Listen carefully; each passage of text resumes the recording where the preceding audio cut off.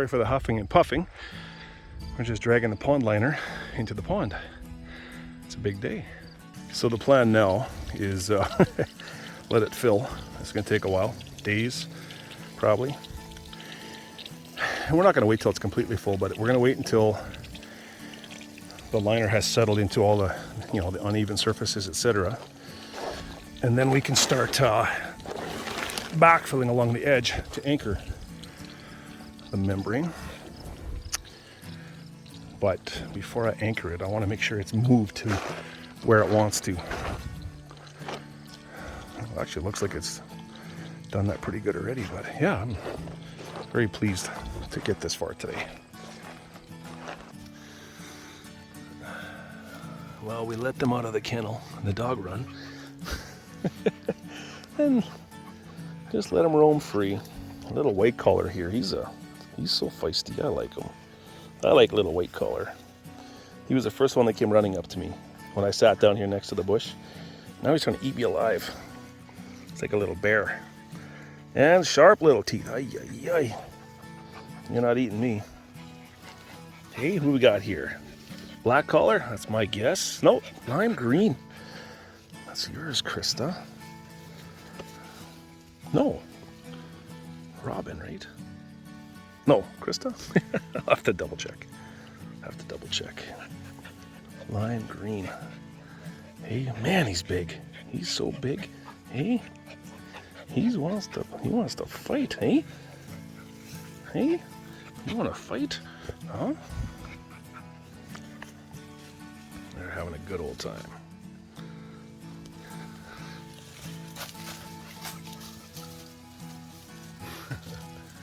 And Beatrice just loves playing with the puppies. She is going to be so sad when they're all gone. Well, how are we doing here with the pond filling? The two puddles have almost connected. I want Lowen to try out the slip and slide. Yeah.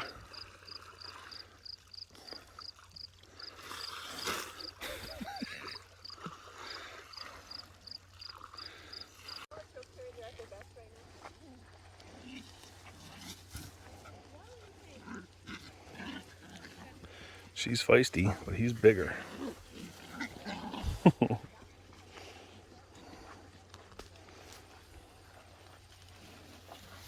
She is. Hey, who we got here? Hey, come back here. Who we got? Orange collar. Hey, you good girl. Good girl.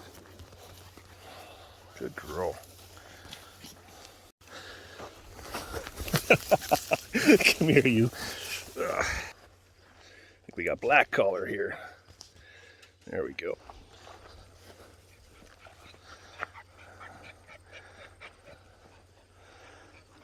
There's one more in here. So this is lime green, orange. That's a white collar over there.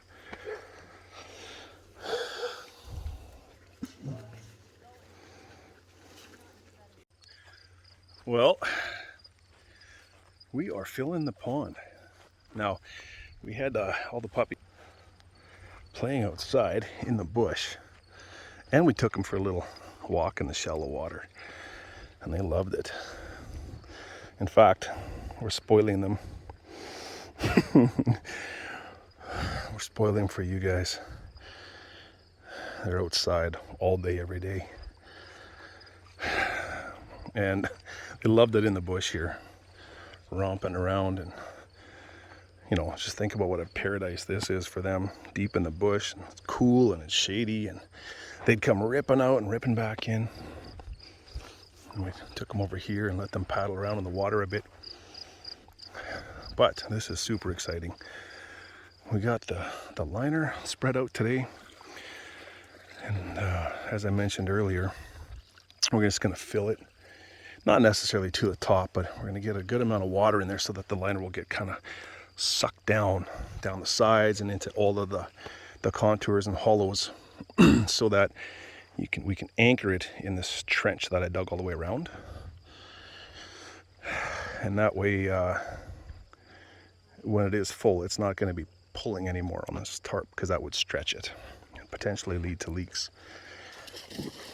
And there's a lot of work left to be done yet, because this whole trench around here, we're going to use a bit of sand to weigh it down, but then we're going to top it up with rock. So I got to get the rock. That's a job. It's got to be hauled in load by load from somewhere. There's no rock around here, as you can tell. And it's not that I got to spend a lot of money on the rock necessarily, but I got to find a way to load it and a truck and so on. So that's the next job. And then, you know, we got water plants to plant and lots of landscaping to do. So this is going to be very much a multi-year project. So we're getting it filled now, and then we will trim the liner, backfill along the edge, and we can start doing some landscaping along the edge. But we can't really finish it until we get the rock. And then in the bottom, the whole bottom, the entire sides and everything has to get lined with rock as well, because sand isn't going to hold shape. It's just going to keep getting washed down. If we backfill, if we try to do a liner with sand, it's obviously not going to work. It's just going to wash down to the bottom. It's going to fill up the bottom, and it's just not going to work. So what we have to do is start lining with rock. Obviously can't just line the top, because they would just roll down. So we got to start at the bottom with a layer of rock, larger rock, like maybe 1.5 to 3 inch rock. And then we can fill in with smaller rock, like 1/2 to 3/4 inch, and that'll lock everything in tight together. Then we could do a thin layer of sand so that it's easy on the feet when you walk in. This is kind of like the gradual slope here where you would enter. I mean, of course you can enter anywhere, run and jump in, but we designed this area here to be walk-in entry. So we don't want to walk in on rocks, it'd be hard on the feet. So we have to work our way up with rock and then do a layer of sand to lock it all together. And at some point, I have a filtration system designed that's going to use natural elements to filter, and we're going to use a lot of water plants also to keep the water quality good. And so from the back of our dog kennel over there, I got a trench line through this bush, and till about here, we're going to come up out of the ground with the power here. And I have this vision, I haven't even talked to my wife about it yet, but I want to build a little sort of a pool house with a deck that extends over the water. How cool would that be? It's kind of like a pool house where you can change into your pool clothes, your swimsuit or whatever, and then jump off the deck into the water. It's only going to be about 4 feet deep, so won't be any diving in. Yeah, it's more than 4 feet, maybe 5 feet deep, which is nice. But that's kind of what I envision happening here. And we have to have a pump. So we have very, very good groundwater here. The water that's running in right now, I'll show you where it comes from. You can see these garden hoses are stretched all the way across the yard. And we just hammer a sand point down into the ground until we hit water. And then we drive it in another 6 feet, so we have like a 6-foot layer of water in our water table. And we hook up a pressure pump to that. And what do you know? Free water. An unlimited source, especially in a wet year like this. So here's the pump. We got 2 garden hoses hooked up to it. They're both open full bore. And that's how much water we can pull out of the ground with a single pump. 2 garden hoses running full. There's another sand point in the dog shed, but I don't have the right fittings right now. But I could hook up more hoses and fill twice as fast, which I hope to get to tomorrow sometime. I guess what I'm getting at is eventually what we want to do is the exact same thing. We want to put a sand point in over here, maybe even inside the pool house or just outside, because obviously this is all going to get shut down, and drained. Not the pond, but the water lines will get drained for the winter. It doesn't have to be in the pool house. But the filtration system and the pump and stuff will be around here. And I'm going to rig up a float valve. So as the water in here evaporates, it's just like a float valve in a toilet. Once it gets down to a certain level, the pump will turn on and it'll start drawing water and it'll always bring it up to that same level. and we can have like maybe a 3 to 6 inch variation. Even that's too much. I want to keep it within maybe 1 to 3 inches of a consistent height. That's the plan. So trying to picture this. It's gonna take a bit. I gotta trench power. I have to put in a sand point, get another pump, build the pool house, get a float valve, all this sort of thing. So there you go. There's some incentive to stay tuned to our YouTube channel for the next couple of years, because this is going to be an ongoing project in addition to all the other projects we've got going on. And as you can see, long before this is full, we're already having some fun. Lowen's doing the slip and slide and bailing water from one side to the other. This is exactly what we want this for. When the kids are this age, they can still enjoy it. We're never going to stop with our projects around here, but there's a lot of things we kind of want to do now while they're young enough to enjoy it. Lowen. So that's where we're at. That is where we're at right now. I'll show you what else we've been up to. Sorry, I'd hold the camera at my mouth. Let me flip this around. What's Beatrice up to? She's all wet from being in the water. And she's managed to climb up onto one of the deck chairs here. And she likes to, whenever she's wet, she likes to rub on things that are fabric. I tell you, they all have personalities. So we've been just working our way around the house with our landscaping. And I just built this window well here on the weekend and put the drain rock in. And then we brought our flower bed out a couple feet just to continue this smooth line. And I filled it with mulch. And my wife's gonna move some of these plants over here. They're just low growing plants. But what it does is it pulls the grass further away from the house. And what that does is it gives us a line we can follow with the mower without being close to the building and leaving tall strands and possibly damaging things. So bit by bit, we've been working our way around. Now here's the story with the mulch. I was at the construction yard picking up some topsoil last year, and they had a pile of this mulch. And as you can see, it's very coarse mulch, a lot of large pieces. And it's not chipped, it's shredded. Chips, when you chip mulch, you get pieces this size. But when you put it through a shredder, you get pieces that size all the way up to this size. So it's very coarse. And for landscape supply, people aren't gonna really spend money on it. And I saw this pile of mulch sitting there, and I asked them about it, and they said, no, we don't want to sell that. It's not very good quality. Didn't turn out as well as we wanted. And I said, well, what are you going to do with it? Actually, I said, what do you want for all of it? And they named a number that I absolutely couldn't refuse. Pocket change. And I borrowed a semi truck from a friend of mine, and I hauled it home, and I got 4 semi loads of mulch. We got a lot of mulch. We haven't even used up the first half. We're still in the first half, never mind the second half. So we can do a lot more landscaping. And what we like about the mulch, this is we call it our apple orchard here. We have not watered this. And just remember how sandy we are. So if we start digging down, I get down through, see this gray top layer? It looks dry. 1/4 inch down, it's damp. See how dark that is? You can see how shiny my fingers are. When you mulch it, you don't have to water anymore. And we need to preserve moisture as much as we can, so all the flower beds get it.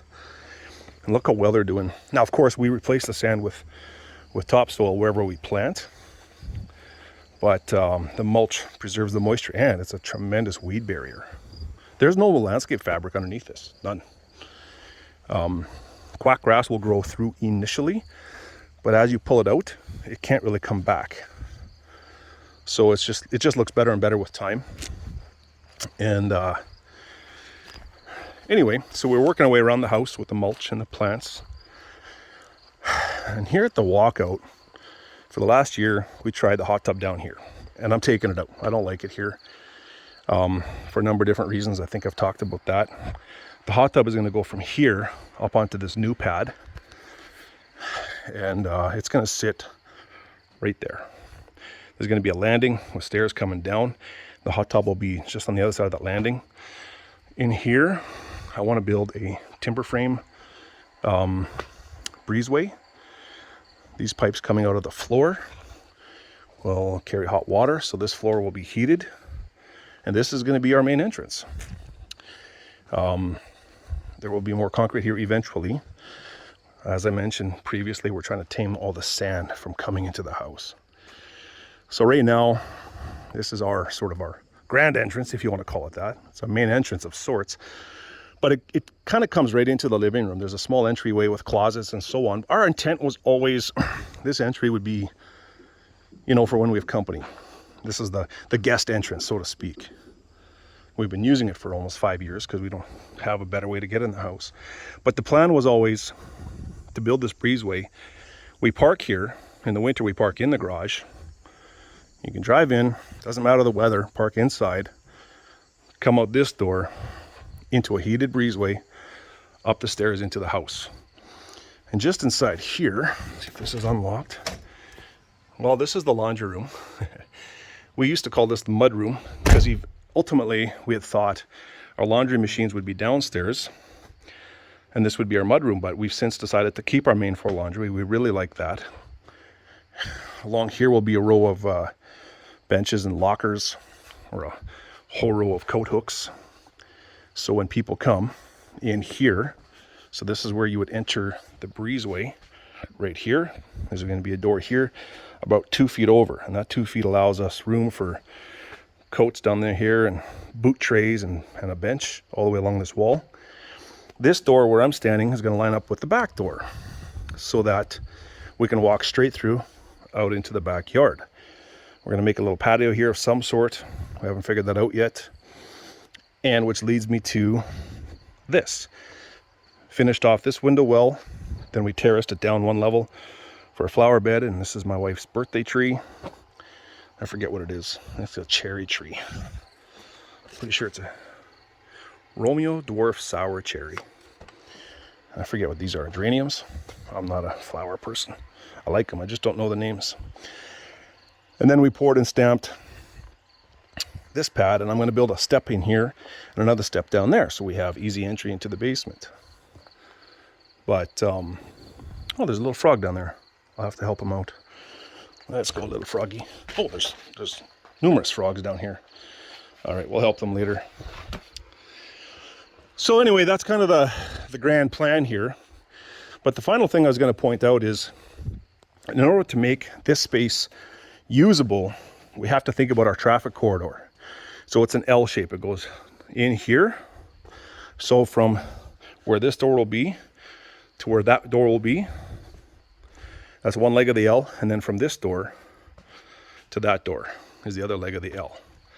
That way, there's no traffic going through the center area here. And we can have some chairs, maybe a couch, and then the hot tub sitting right here.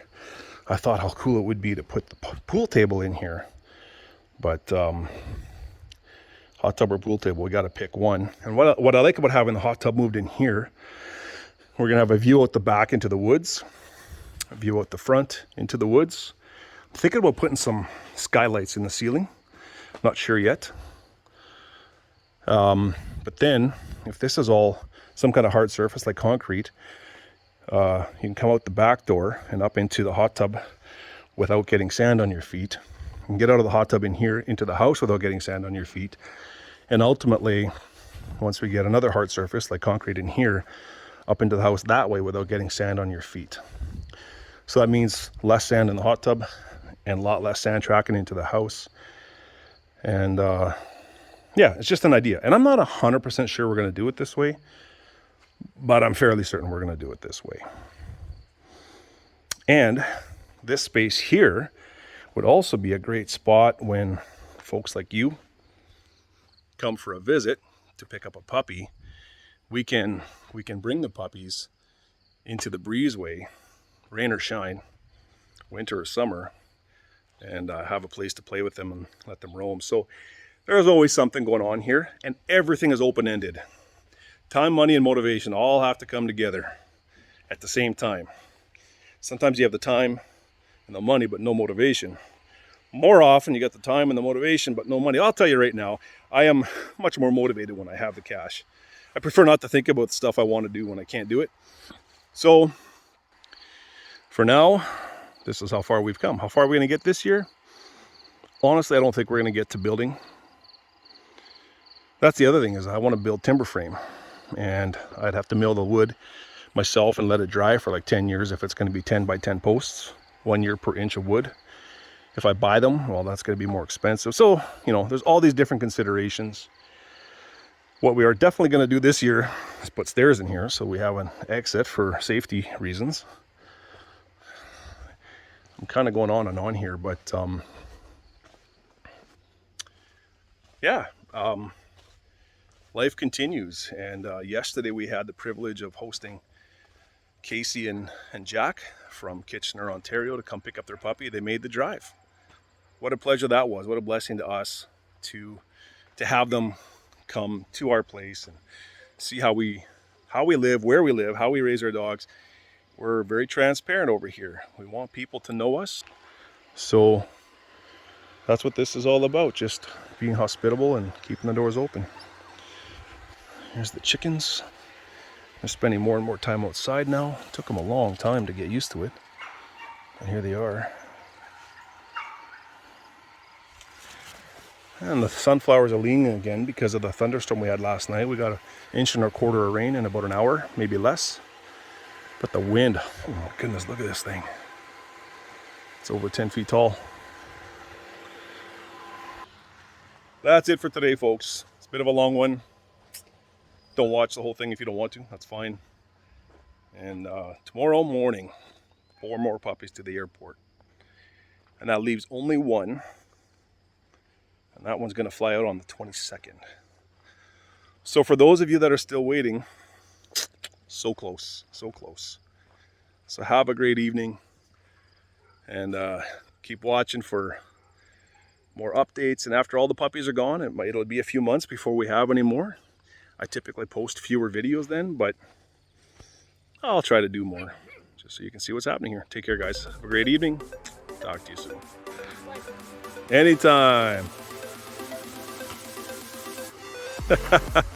You look like an otter. An otter. You look like an otter.